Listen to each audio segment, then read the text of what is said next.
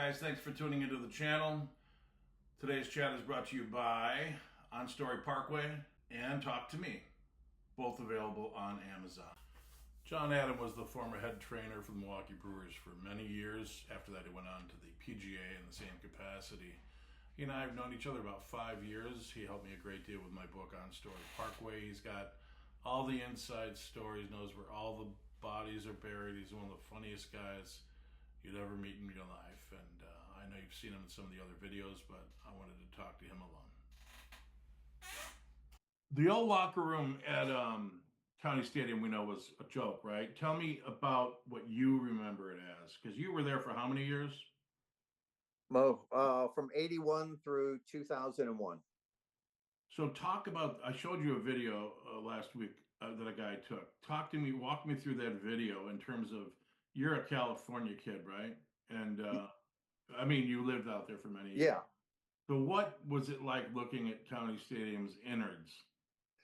I'll tell you what, even looking at that film clip that person did, the last week or something, or last homestand or something, the one thing that really jumped at me was how good the playing field still looked. Really? Yeah.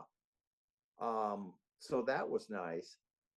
But even, we're going back to the year 2000, and I'm thinking to myself, everything was just old, tired, outdated, everything, every conceivable thing. And it was funny, the guy has it's kind of like a GoPro, and he's shooting through our locker room, our weight room, and it's all coming back to me, and I'm like, God, I forgot about that, and I forgot about that, and when you see it every day, you think, okay, this is okay, but it's not. No. And it was just, it was time. Was that what were the other locker rooms like around the league? That was, if you're talking the year 2000, there had a lot been done. Camden Yards had been done in the early 90s. And, so all these new stadiums were popping up. The new Comiskey, Texas got a new ballpark. It seemed like they were popping up all over the place, and they were just so much more modern. And they just, the functionality of them were so much better. I mean, they must have truly hated coming to town here. The players. Oh, they did. They did. I remember, I think I told you this before. Ripken telling me, he goes, that is the worst. The toilet. Visiting clubhouse. By far. The toilet.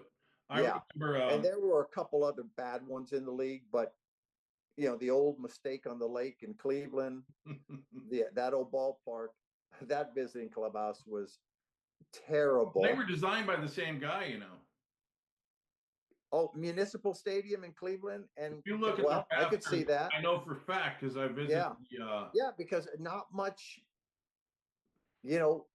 thought went into anything other than the field itself. There was no feeling in it. There was no heart in it. And are we to understand that the Spartan nature of that, did Bud just not have the cash, or do you still want to part with it? I think a little bit of everything. It was like, hey, if it ain't broke, don't fix it. Why spend? I'm not in there. What do I give it? Yeah. It was just, which was, and I think I've told you this before, it was the same type of thing with spring training facilities.